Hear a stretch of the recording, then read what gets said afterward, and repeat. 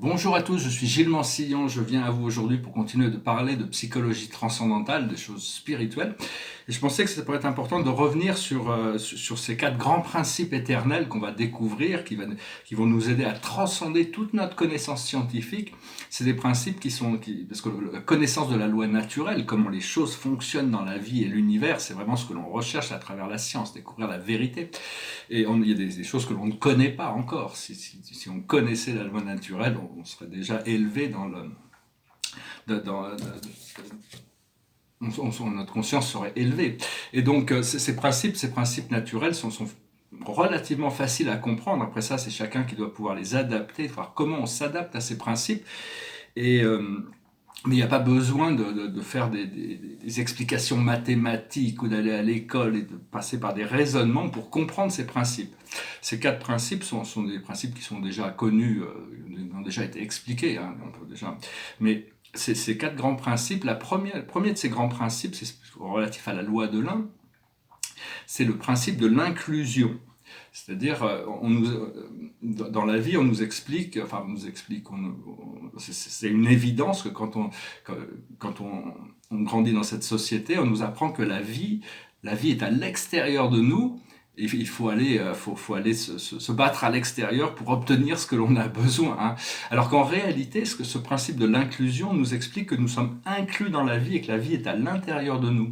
C'est-à-dire qu'on ne peut pas exister en dehors de la vie, on ne peut pas exister en dehors de Dieu, on ne peut pas exister en dehors de nous-mêmes. C'est-à-dire, et ce principe nous rappelle qu'on a toujours existé, on a toujours existé dans une forme ou une autre. C'est-à-dire qu'ici, on ne fait que passer, on a une sorte de un promeneur solitaire, on ne fait que passer, mais bon, on ne sait pas d'où on venait avant de naître et on ne sait pas où on va après la mort. Mais en réalité, quand on meurt, on retourne là où on était avant de naître. Et donc, mais ça, c'est très délicat parce que très peu de gens ont pu revenir après leur... Il n'y a que le Christ qui est revenu après son décès. Mais donc ce premier principe de l'inclusion nous dit qu'on est toujours inclus dans la vie, c'est-à-dire il faut toujours rester connecté, savoir cette connaissance du fait qu'on ne peut jamais exister en dehors de la vie, et que cette vie se pose à l'intérieur de nous.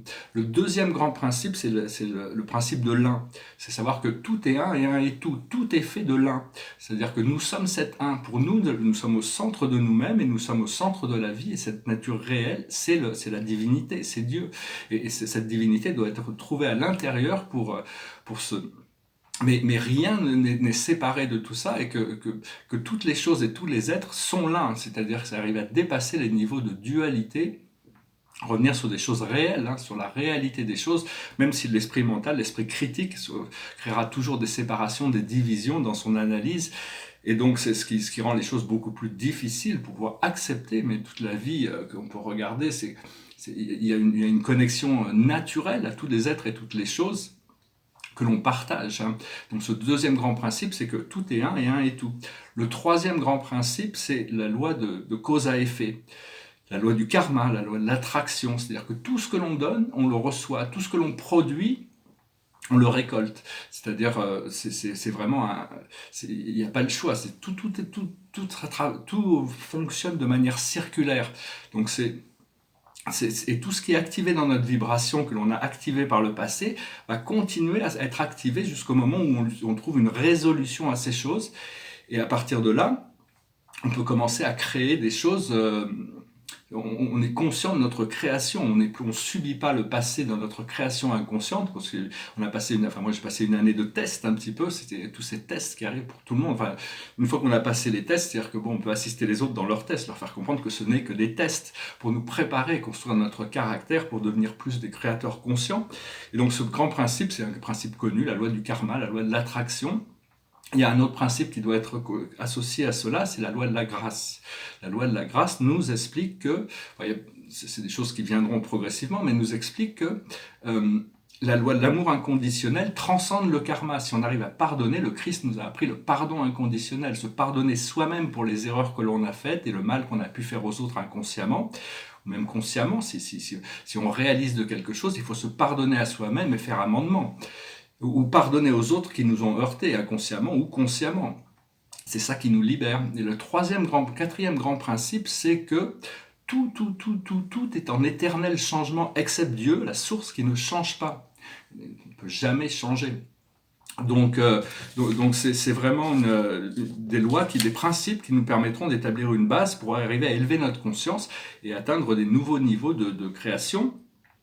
Savoir que la soupe cosmique est en train parce que la vie est faite de nombreux éléments, et c'est un petit peu comme une soupe avec différents légumes qui vont dedans, et c'est une sorte de soupe cosmique, elle est en train de bouillir de nouveaux potentiels qui se préparent, et donc on doit s'y préparer.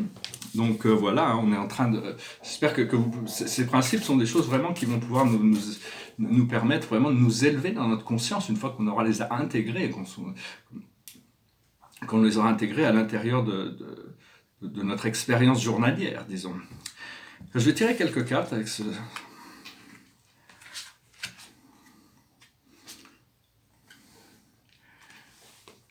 Alors le passé, c'est les destinées, le présent, c'est le pouvoir supérieur, et le futur, c'est des fondations solides. Alors, je vais juste regarder ce petit livre, parce que bon, c'est des cartes qui... Alors le destiné, dans le passé, ça correspond au...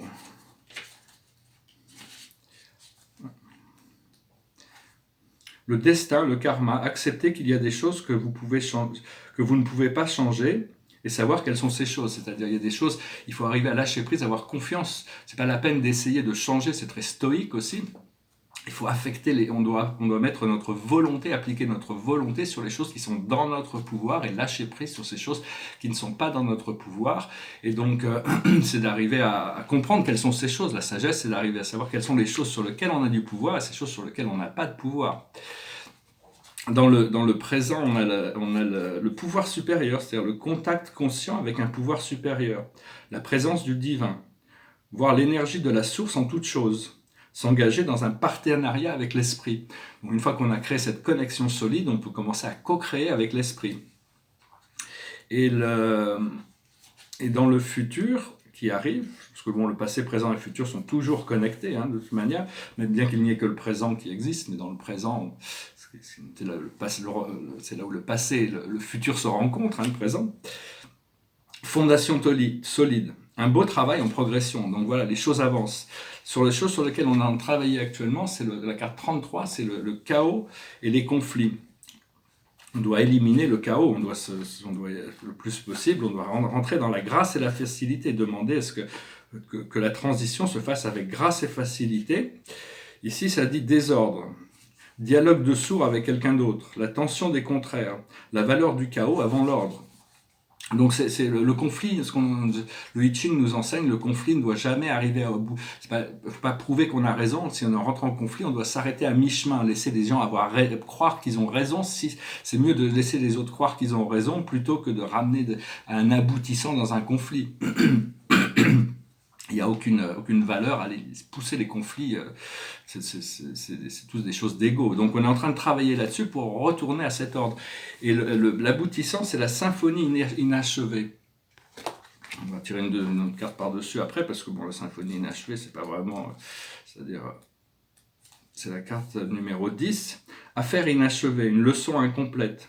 L'absence de conclusion, le besoin d'apporter des correctifs. Donc on va pouvoir arriver à voir quelles sont ces choses que l'on a besoin de faire pour apporter ces correctifs. Et à partir de là, on trouve cette situation de heureux, c'est-à-dire de voir que tout est parfait, arriver à accepter que les choses soient toutes parfaites et les choses vont toutes travailler ensemble que dans l'un. Et donc cette carte numéro 26, ça c'est la carte heureux, elle dit joie et satisfaction, un sentiment de plénitude. L'expression que tout est parfait, tout est en train de s'harmoniser, même si bon, on doit passer par des chaos des fois pour arriver à sortir il faut arriver à en sortir, hein, de toute manière. Et donc voilà, il faut arriver à essayer d'accepter les choses, rentrer dans l'acceptance, savoir que toutes les souffrances viennent de l'attachement. C'est un grand principe bouddhiste, hein. Le Bouddha avait découvert ça. Vous pouvez analyser d'ailleurs toutes les choses qui peuvent nous faire souffrir, c'est par rapport à un attachement, par rapport à un aboutissant futur ou par rapport par rapport à la résolution d'une situation passée, ou par rapport à des attachements, c'est des choses qui nous rattachent à ce monde, qui nous font souffrir, et donc il faut arriver à lâcher prise sur les attachements. C'est pas toujours facile parce qu'on fait les choses et on a une attente de résultat. Donc il faut faire les choses avec le mieux possible et lâcher prise sur le résultat en ayant confiance que ce résultat va venir, parce que si on n'a pas confiance, on a l'impression qu'on doit toujours agir, et puis on n'arrive pas forcément là où on veut. Donc il faut travailler avec plus de confiance dans ces forces naturelles. Il y a des forces intelligentes dans la vie que l'on ne connaît pas, qui sont invisibles et qui supervisent le procédé de la vie. En parlant de la galaxie, de l'univers, du cosmos, l'humanité pense qu'ils sont les seuls êtres conscients, intelligents dans l'univers. Mais en réalité, c'est un trip d'ego massif, hein, pour pouvoir croire que Dieu a créé tout cet univers pour créer la vie sur une seule planète. Il faut vraiment être, faut vraiment être dans l'illusion pour pouvoir penser ça. Hein. Bon, de plus en plus de gens peuvent accepter le fait qu'il y a des civilisations extraterrestres, mais savoir qu'on a tous eu des connexions, on a tous eu des vies dans ces autres civilisations qui sont autour de nous, qui se préparent à venir fusionner avec nous. Et c'est pas des aliens, hein, aliens veut dire séparés, c'est nous qui sommes aliens, c'est nous qui sommes séparés. Eux, ils sont dans l'unité, et donc la plupart des extraterrestres éclairés, bienveillants, qui nous entourent, sont vraiment, c'est plus des connexions de famille, de bien-être, de soutien. Il n'y a pas de jugement, c'est des êtres qui ont dépassé le niveau. Ceux qui sont là autour de nous sont autour de la Terre, dans leurs vaisseaux, qui sont invisibles encore, mais sont vraiment là en soutien, et vont pouvoir se reconnecter. Savoir que les traces et les preuves des extraterrestres, si on cherche un peu, on les trouve partout, à travers toutes les époques, hein, dans la peinture, dans la sculpture, dans l'architecture, on en trouve partout, hein, c'est juste une question de... Mais bon, il faut arriver à on peut déjà connecter, on peut déjà créer on peut déjà reconnecter à travers une fois qu'on ouvre nos liens télépathiques avec le monde invisible, on peut avoir des communications télépathiques avec toutes sortes. C'est très très vaste, hein, les champs de conscience qui sont au-delà de la Terre. Je parlais de gouvernement divin qui vient, qui va s'installer sur Terre dans les années à venir. C'est pas des gouvernements, c'est l'ego de ceux qui ont le plus évolué. C'est le gouvernement par la présence je suis, arriver à lâcher prise, arriver à trouver la fusion avec la sagesse du divin, parce que la présence je suis que l'on a à l'intérieur de nous, cette présence du divin est beaucoup plus intelligente que nous, beaucoup plus éclairée, beaucoup plus sage, elle connaît toutes les causes, et donc on doit pouvoir avoir confiance de laisser cette présence je suis diriger notre vie, parce que cette présence je suis ne va jamais s'imposer, elle va jamais forcer les choses. C'est à nous d'accepter volontairement de co-créer, de rentrer en union, en harmonisation avec ses plans le plus possible. Savoir qu'en 2020, il y a peut-être des nouveaux guides qui vont rentrer dans notre conscience. Personnellement, pour ceux qui n'étaient pas dans la voie spirituelle et qui arrivent dans la voie spirituelle, vont recevoir de nouveaux guides. Bon, personnellement, mes guides vont rester avec moi parce que je n'ai pas vraiment besoin de nouveaux guides. Mais il y a toujours des nouveaux esprits qui viennent s'ajouter à notre complexe spirituel. Donc, il faut rester ouvert. Savoir qu'il faut aimer l'amour, hein, il faut tomber amoureux de l'amour. L'amour, c'est quelque chose de plus puissant que n'importe quoi. Et quand on aime, on ne sépare pas. L'amour inclut, l'amour guérit, l'amour aime, sans condition. Et cette reconnexion avec l'amour, on la fait tous les jours en réalité, quand on dort. C'est pas juste pour régénérer notre corps physique, c'est pour reconnecter avec notre source et avec notre âme. Quand on dort, si on se passe pendant 3 jours de dormir, on ne peut pas se séparer de cet amour éternel plus de 3 jours. On ne peut pas supporter de ne pas dormir pendant plus de 3 jours. Hein. Donc c'est vraiment important d'être conscient qu'on a une double vie. Quand on dort, on reconnecte avec cette présence. Et donc, parce que quand on dort, on est complètement libre on reste notre âme, mais on n'a plus l'esprit critique on arrête tous les flots les flots, c'est-à-dire que tout s'arrête et l'esprit critique est dépassé pour retourner à cette réalité de l'âme. Et on a tout un travail que l'on fait pendant la nuit aussi. Je voulais aussi dire que la peur ne peut jamais venir du cœur. Le cœur ne connaît pas la peur. Pourquoi il y a des peurs dans notre cœur? C'est parce que notre esprit mental a créé des peurs et les a plantées dans le cœur. Donc il faut se débarrasser de toutes ces choses qui nous empêchent d'aimer. Hein. Toutes ces peurs doivent être transcendées, même si bon, quand on a peur quand il y a des peurs qui reviennent, il ne faut pas se juger pour ça. Il faut regarder la peur et respirer et lâcher prise sur ces choses le plus possible. Et donc voilà, je voulais aussi, on m'a posé une question sur les âmes jumelles. Alors tout le monde a des perceptions différentes sur ces choses, parce que je peux m'exprimer que par rapport à ma connaissance, ma conscience que j'ai appris, et la manière dont la vie relaye avec moi. C'est-à-dire qu'il peut y avoir des gens qui ont des expériences complètement différentes, des dessins d'âme complètement différents. Mais l'âme au départ est une. Est complète, il n'y a pas masculine ou féminine, l'âme est complète. Mais seulement quand on choisit de descendre dans une incarnation, c'est le bas et le cas, l'incarnation, c'est-à-dire que l'âme éternelle cette âme jumelle devient, au plus notre présence physique, matérielle, mortelle, devient forte, au plus cette présence spirituelle devient complémentaire. Et donc notre âme jumelle n'est jamais incarnée avec nous en même temps. Par contre, il y a cette reconnexion, aussi bien dans la religion hébraïque, dans le Kabbale, ou chez les Égyptiens, le bas et le ka, ou chez les bouddhistes, le corps et l'âme, le corps astral et l'âme doivent se réunir, c'est quelque chose d'intérieur. Par contre, on a des contrats d'âme avec des âmes sœurs, c'est-à-dire des gens avec qui on a une connexion très profonde, avec qui on a fait des plans d'âme et qui nous ressemblent, qui nous complètent, qui vibrent en harmonie avec nous, avec qui on a les mêmes plans, les mêmes programmes d'évolution. Et ces gens, c'est dans le ressenti. On peut voir que deux personnes qui sont très très bien, il y en a une qui nous laisse un peu indifférents, et puis l'autre qui nous ouvre, qui crée cette excitation à l'intérieur de nous. C'est parce qu'il y a cette connexion qui est là avec une personne et qui n'est pas là avec une autre. Donc il faut arriver à reconnaître ça. Et le problème avec ces âmes sœurs, c'est cette connexion profonde. On ne peut pas aller à la recherche pour dire voilà, je vais choisir ça d'après des critères sur Internet. On lit une fiche et ça, c'est mon âme sœur parce qu'elle remplit toutes mes conditions. Ça ne fonctionne pas vraiment comme ça. On peut arriver à trouver un soulagement passager avec quelqu'un qui pourrait correspondre à ce que l'on recherche, mais c'est pas quelque chose de mental. Il faut arriver à aligner ces énergies, et ça se passe là-haut. Quand deux personnes doivent se rencontrer, il y a tout un travail intérieur à faire pour aligner nos énergies à l'intérieur, et l'autre personne doit aligner ses énergies à l'intérieur. Quand tous les alignements sont faits, il y a une rencontre qui se fait magique. Par contre, ça m'est déjà arrivé dans ma vie de rencontrer quelqu'un avec qui j'avais une connexion profonde, et on a vécu des centaines de vies ensemble, mais je n'étais pas vraiment prêt énergétiquement. Et donc, quand on rencontre quelqu'un, une âme sœur, une jumelle, enfin une âme sœur, quelqu'un qui est très profondément connecté avec nous, si on n'a pas fait encore le travail intérieur, cette personne va nous refléter tous nos défauts, toutes nos imperfections, toutes les choses que l'on ne veut pas voir. Donc il y a vraiment un sens profond aux choses, mais la relation ne peut pas vraiment fonctionner. Donc c'est important de commencer par faire ce travail intérieur et après être dans l'état de réceptivité pour recevoir les choses que l'on a demandées. Donc voilà, je voulais juste venir adresser ces idées. Personnellement, je sais que partie de ma mission, ça va être d'avoir un enfant bientôt, avec une personne avec qui on avait prévu ça bien avant même de venir sur Terre ici. L'autre jour, l'esprit m'a envoyé une vision, je me voyais avec un tout petit bébé dans les bras. C'était assez, je ne sais pas encore, on n'est pas encore ensemble, mais bon, l'esprit m'a dit ce matin que 2020 on va se rencontrer cette année. Et là, une bonne question à se poser tous les matins avant de se réveiller, c'est comment puis-je servir aujourd'hui ? Comment puis-je servir aujourd'hui ? À ce moment-là, vous recevez une réponse, vous recevez une intuition, vous recevez un message, et vous essayez de comprendre ce message pour voir un petit peu qu'est-ce que votre esprit, votre âme et vos guides, toutes ces parties subtiles et conscientes de vous-même qui guident votre vie, vous indiquent pour arriver à passer à travers les flots de la journée.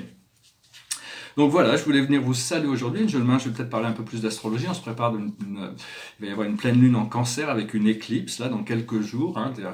Tout le monde est en Capricorne. Il y a Pluton, il y a Saturne, il y a le Soleil. Bientôt, il va y avoir même Mars, il va y avoir Jupiter et Mars qui vont arriver, tout ça en conjonction avec ce nœud du Sud. Et en face, il y a le nœud du Nord de la Lune en Cancer. Donc il y a beaucoup de transformations très profondes qui se préparent. Et donc, il faut arriver à revenir dans l'état de réceptivité, dans un contemplatif qui nous permet de pouvoir complètement... je sens aussi l'esprit m'informe de toutes sortes de libérations qui sont là, après cette période un peu difficile. C'est un petit peu la lumière au bout du tunnel. Et donc, voilà, derrière moi, c'est des tableaux c'est un tableau cosmique sur la famille des étoiles bleues. Les étoiles sont des êtres véritables, des grands enseignants de la lumière, c'est eux qui donnent la vie dans l'univers. On les considère comme des choses, mais C'est un petit peu comme notre planète, on a besoin de reconnecter avec l'idée que notre planète a un corps physique qui est la chose, mais il y a aussi une conscience, une intelligence supérieure, archangélique, qui est la mère Terre. Et donc quand on reconnecte avec ces forces, on trouve l'équilibre, c'est-à-dire que l'humanité est tellement inconsciente que la surface de la Terre est très très chaotique à cause du fait qu'on n'a pas cette conscience, cette connaissance de notre union avec les forces invisibles de la vie. Et derrière l'autre tableau ici, c'est un tableau, ça se dit d'après Manet, c'est une étude sur un tableau du Déjeuner sur l'herbe, c'est un tableau qui est au musée d'Orsay, je pense, un très beau tableau de Claude Manet, d'Édouard Manet. Et donc c'est ça le tableau qui avait fait scandale à l'époque, il avait été refusé au salon parce que c'était 2 hommes habillés avec 2 femmes nues dans un jardin. Et donc je vais en refaire d'autres, ce sont des grands tableaux historiques. Je fais pas mal, mais il y a vraiment tout le tableau, c'est centré autour de ce personnage, cette femme qui est là, le symbole du Rhône. C'est elle qui est vraiment au centre du tableau. J'ai rajouté le soleil et la mer derrière, ce qui n'est pas dans le tableau de Manet. Mais enfin bon, on prend des licences créatives. Je vais tirer une dernière carte et je vais chanter une chanson. C'est une chanson qui me passait par la tête ce matin. It goes like this. You're just too good to be true. I can't take my eyes off of you. You'd be like heaven to touch. Oh, I wanna hold you so much. As long as love has arrived, and I thank God I'm alive. You're just too good to be true. I can't take my eyes off of you. Pardon the way that I stare, there's nothing else to compare. The sight of you leaves me weak, there are no words left to speak. But if you feel like I feel, please let me know that it's real. You're just too good to be true. I can't take my eyes off of you. I love you, baby, and if it's quite alright, I need you, baby, to warm my lonely night. I love you, baby. Trust in me when I say, oh, pretty baby, don't bring me down, I pray. Oh, pretty baby, now that I found you, stay and let me love you, baby. Let me love you. You're just too good to be true. I can't take my eyes off of you. You'd be like heaven to touch. Oh, I wanna hold you so much. As long as love has arrived, and I thank God I'm alive. You're just too good to be true, and I can't take my eyes off of you. I love you, baby, and if it's quite alright, I need you, baby, to warm my lonely night. I love you, baby. Trust in me when I say, oh, pretty baby, don't bring me down, I pray. Oh, pretty baby, now that I found you, stay and let me love you, baby. Let me love you. Voilà, c'était une chanson romantique, la romance est très importante, on est tous là, toute l'humanité, cette idée de rapprochement, tout est basé sur ce principe de rapprochement entre le yin et le yang, l'homme et la femme, donc toutes ces choses sont essentielles, Même si pendant un moment, on est obligé, à un moment donné, quand on découvre la spiritualité, on a besoin de trouver, même si on est dans une relation, de continuer à trouver cette connexion avec nous-mêmes. C'est très important. Au plus on est connecté avec nous-mêmes, notre vraie identité, au plus on va pouvoir trouver l'harmonisation avec notre partenaire, avec notre âme sœur, avec notre contrepartie masculine ou féminine. Et donc c'est important aussi de trouver, c'est justement pour faire ça, c'est de consacrer tous les jours au moins 10 à 15 minutes pour trouver ce sanctuaire à l'intérieur où on peut retrouver la paix. Quelle que soit la situation, on peut toujours y retourner. Donc c'est important de se connecter avec cette pratique, de pratiquer cette pratique de rentrer à l'intérieur de soi et de trouver ce sanctuaire où on peut trouver la paix, l'harmonie, l'équilibre. Et donc voilà, on va obtenir une dernière carte, c'est le roi de Michael. Donc c'est assez business, hein, parce qu'avec toutes ces planètes en Capricorne, ça serait logique, hein, on doit rester logique, on doit escalader les montagnes. Le Capricorne, c'est la carte du business, hein, de toutes ces structures, organisations. Et donc avec Pluton et Saturne, il va y avoir beaucoup de transformations de tous ces mondes extérieurs qu'on va pouvoir commencer à voir des choses profondes qui vont commencer à se réaliser, se manifester. C'est le roi de Michael qui a des principes rationnels, ambitieux et respectés. Laissez place à la sagesse et à l'objectivité. Soyez intègre. La situation qui doit être gérée avec honnêteté et qui nécessite une bonne communication. Donc voilà, cette préparation, on l'a faite, hein, même si c'était pas forcément facile. Il faut avoir confiance que si on suit notre guidance intérieure, tous les jours, on apprend des nouvelles choses. Hein. Je vous remercie d'aimer, de partager, de commenter, de souscrire. Je vous souhaite une excellente journée. Je vous dis à bientôt. Namasté.